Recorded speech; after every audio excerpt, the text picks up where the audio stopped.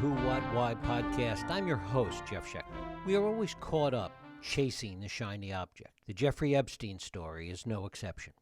The strange and mysterious and still unknown circumstances of his suicide, the celebrity names that swirled around him, Manhattan and Palm Beach real estate, secluded islands and western ranches.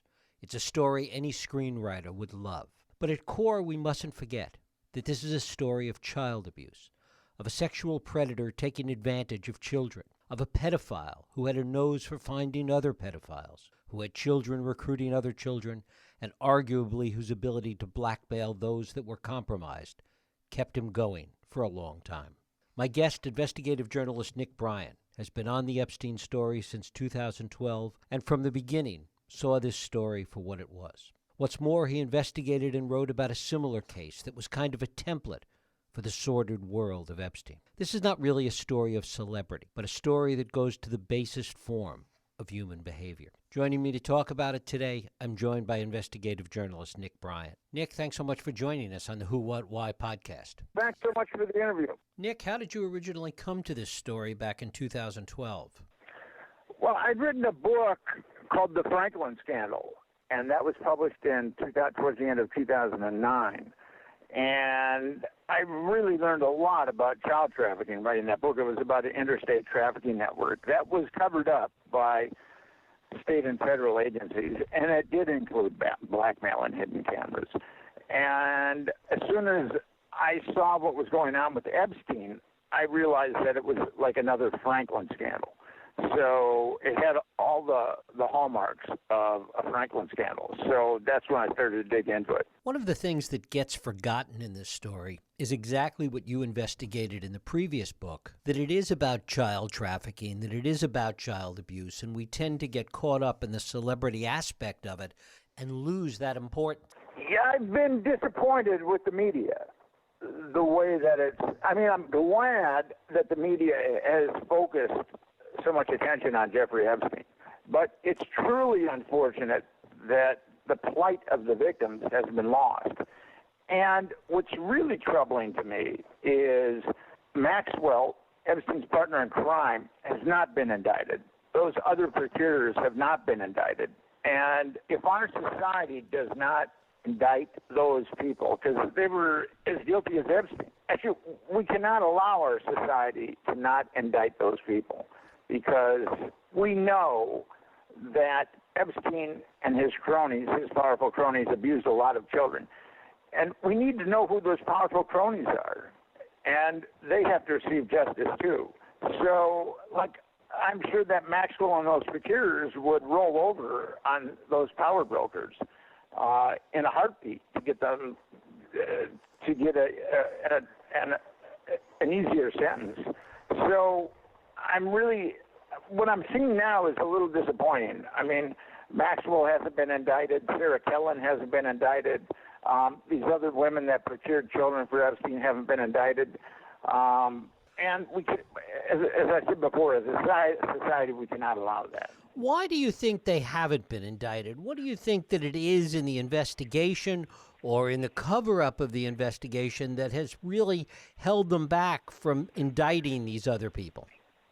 Because the men involved are so powerful that I'm sure that there have been back deals that have been struck. I mean, there was obviously a back deal that was struck in Florida.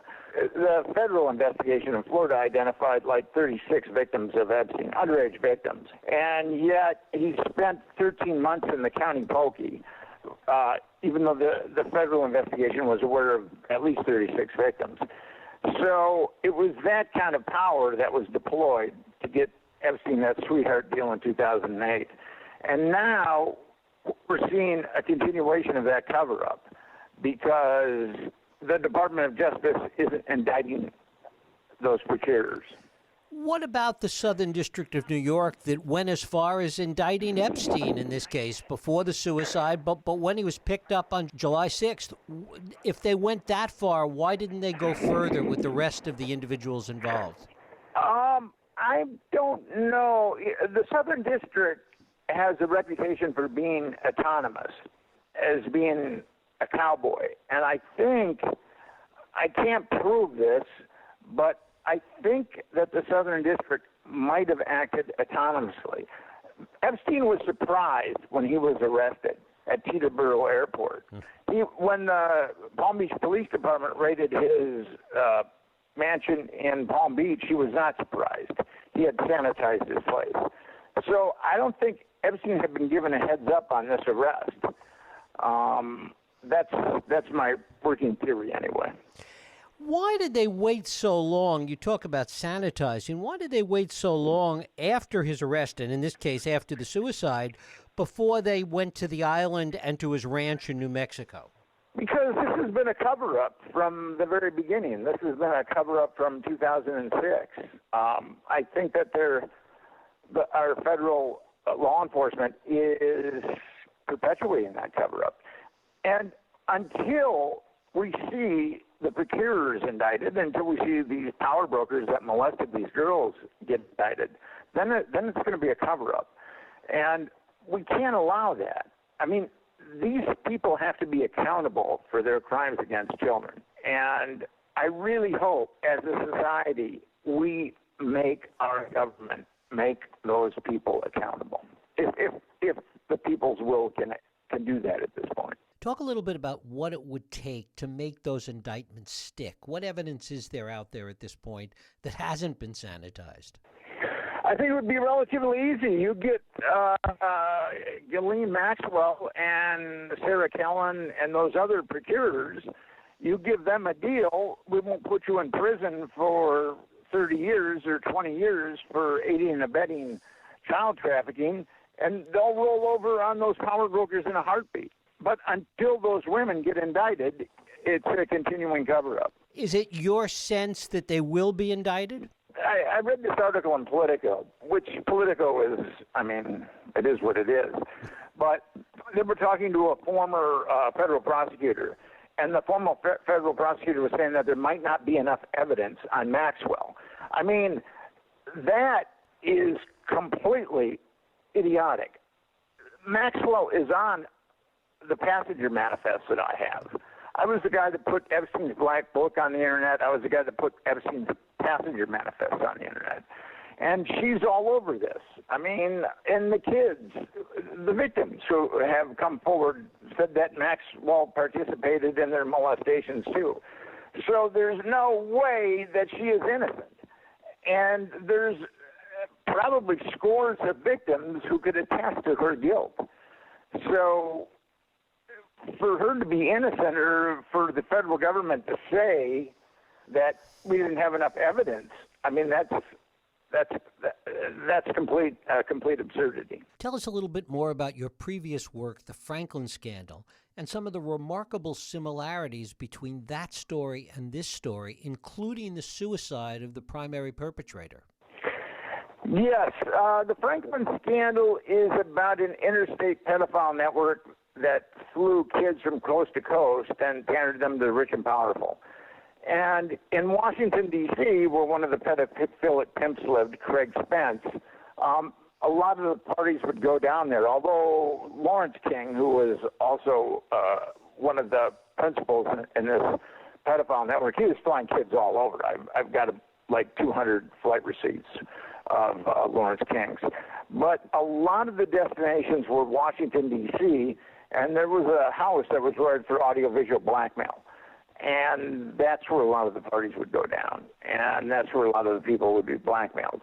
So, now this is kind of interesting. In the Franklin scandal, both state and federal law enforcement completely ignored the allegations. I mean, completely ignored them. The social services was going to both state and federal law enforcement, and they were simply ignored. And then ultimately, these same social workers started to contact Nebraska state senators, and the Nebraska State Senate ultimately formed a subcommittee to look at not only King's financial malfeasance, but also the child abuse. And that Senate subcommittee refused to back down. Now, in the case of Epstein, the Palm Beach Police Department refused to back down.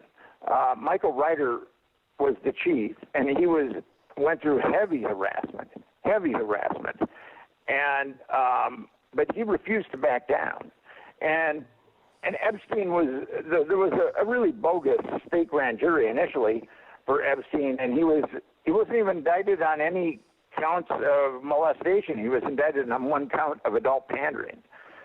So that was cooked, and there were two grand juries, and the Franklin network was much bigger than Epstein's network. And so ultimately, when these senators achieved a critical mass of evidence that showed that Lawrence King was in fact a pedophilic pimp and he was flying kids from coast to coast, there were two very corrupt grand juries that were formed. Now, I don't know if your listeners are familiar with grand juries. A grand jury sounds like the gods of jurisprudence have delivered a decree. But basically, a grand jury is just regular citizens that have been called to jury duty that have been funneled to a grand jury. And it's not, a grand jury isn't adversarial. A special prosecutor is chosen, and he picks the evidence that is shown to the grand jurors. And if he wants the grand jurors to indict, he'll show them evidence that will indict. If he wants the grand jurors to find not indict, he will show them evidence that won't indict. So ultimately, and I did get the sealed transcripts of one of those grand juries, and in the Franklin scandal, I show what a fiasco it was. So both with Epstein and with Franklin, you've got people with Epstein law enforcement, and with the Franklin scandal, you got legislators refusing to back down. And then you also have unbelievably corrupt grand juries. Now, the grand juries, in this case, didn't indict any of the perpetrators. They indicted the kids that refused to recant their accounts of abuse. And one of the girls was indicted on 8 counts of perjury by the state grand jury and 8 counts of perjury by the federal grand jury. She was looking at like 300 years in prison, and she refused to recant her accounts of abuse. And ultimately what happened with her is she was sentenced between 9 and 15 years. I mean, we're talking a kid who was indicted when she was 21 years old. She was and to be especially punitive, they put her in solitary for 2 years. I mean, we're talking a kid that's 21 years old. So at least with the Epstein case, the victims haven't been convicted of perjury or indicted for perjury. So that's another similarity, is we see this corrupting influence on both federal and state law enforcement like we saw in Epstein. And then, of course, the flying children interstate to be used for immoral purposes. I mean, both Epstein and both the Franklin scandal have that element. And what we found out with Epstein, and what we're finding out, is blackmail is starting to play a bigger role in what the media reported. The New York Times, New York Magazine, and also Vanity Fair have reported that Epstein was engaged in blackmail. The New York Times threw some documentation, and New York Magazine and Vanity Fair through people who were, quote-unquote, in the know. So Epstein was, and I thoroughly believe this, Epstein was blackmailed. Even though Epstein's home was sanitized when those search warrants were executed against his home, the police still found hidden cameras. So, and there were jacks for other hidden cameras, but he didn't get rid of all the hidden cameras. And according to someone in the know who Vanity Fair interviewed, Epstein's pedophile island was wired for video surveillance. So in both cases, we have blackmail. And I thoroughly believe that Epstein was engaged in blackmail. And the thing about it is, if you're blackmailing very powerful people, which in the Franklin scandal, Lawrence King and Craig Spence were, and Epstein, you need a very powerful organization behind you to make sure that you're going to live another day, and also to know that if the blackmailer is hurt or injured, there'll be retribution. So, and that's what people are losing in this. That's what the media is completely whipping on, is that there were very powerful people behind Epstein that ensured that he kept breathing after he blackmailed powerful people.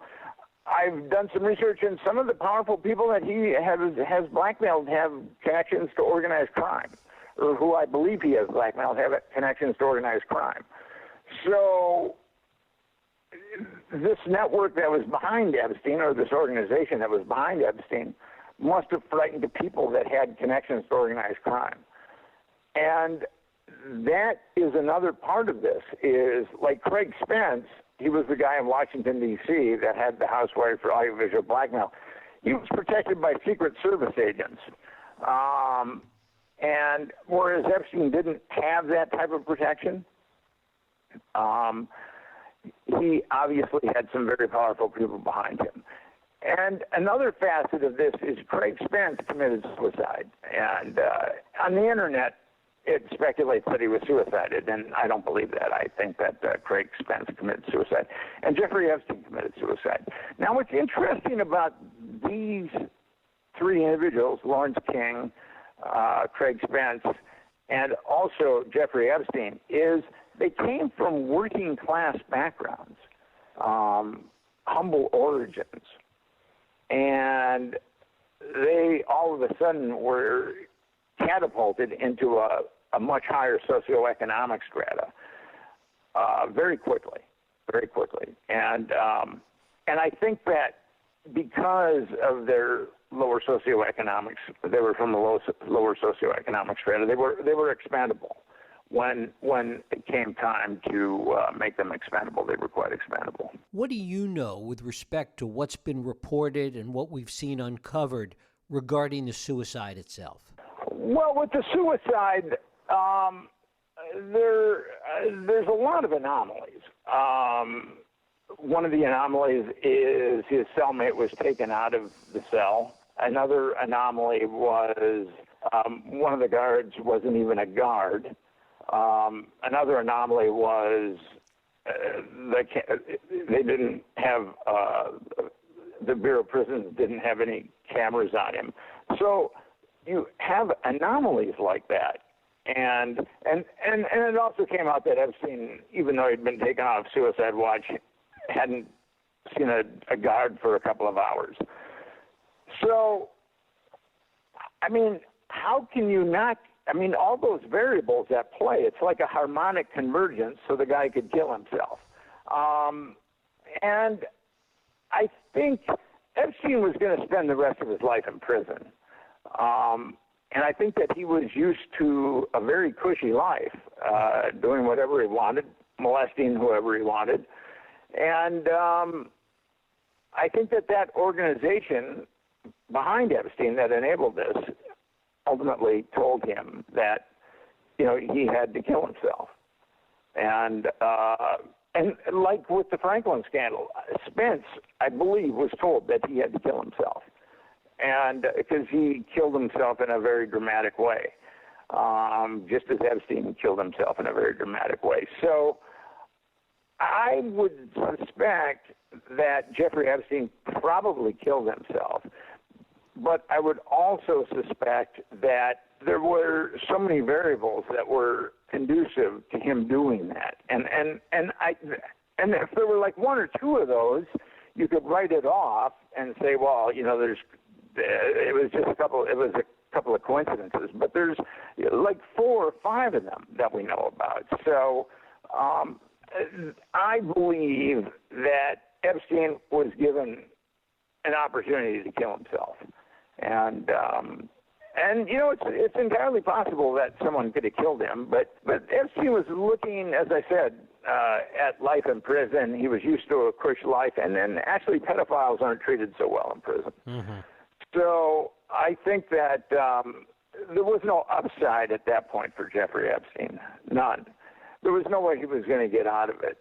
So, so the variables were created to make it conducive to killing himself. That's what I believe.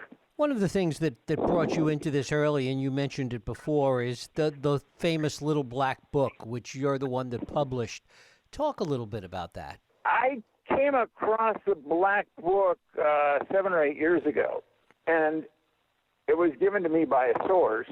And when I started looking at it, I was pretty stunned.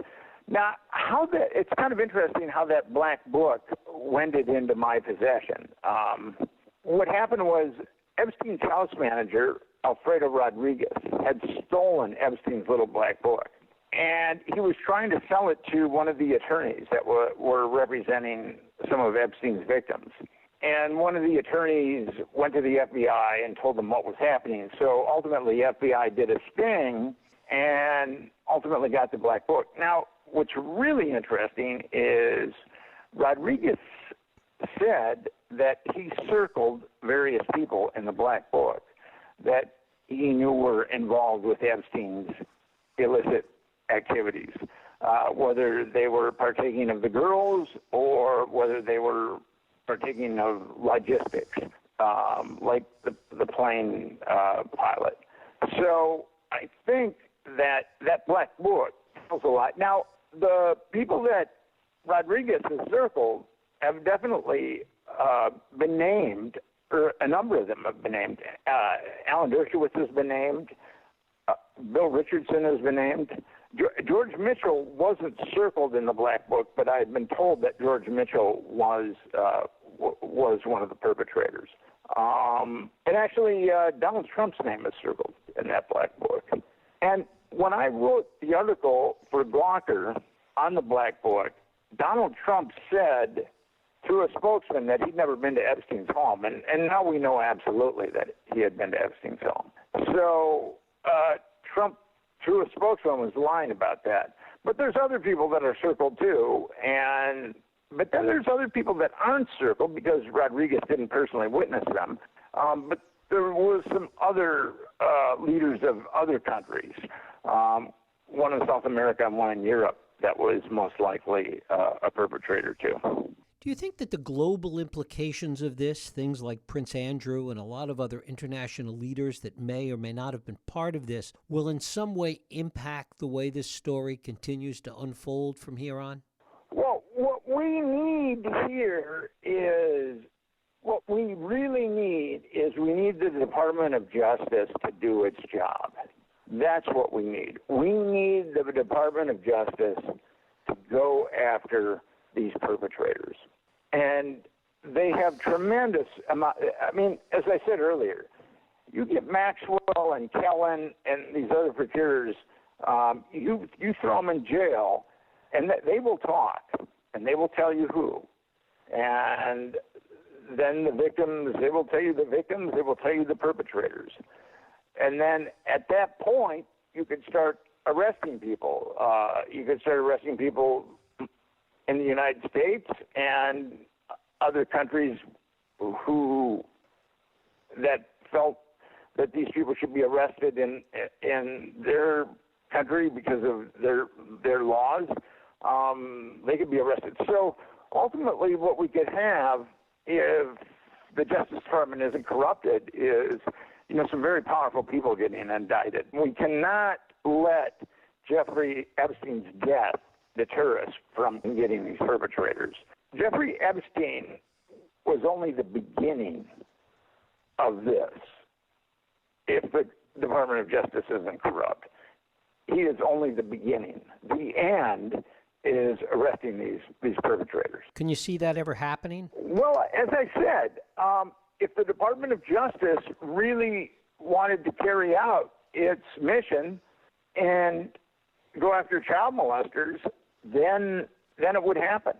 I mean, we're talking child molestation. I mean, child molestation destroys people. I mean, I've talked to scores of survivors of child abuse, and most of them are just utterly decimated by it.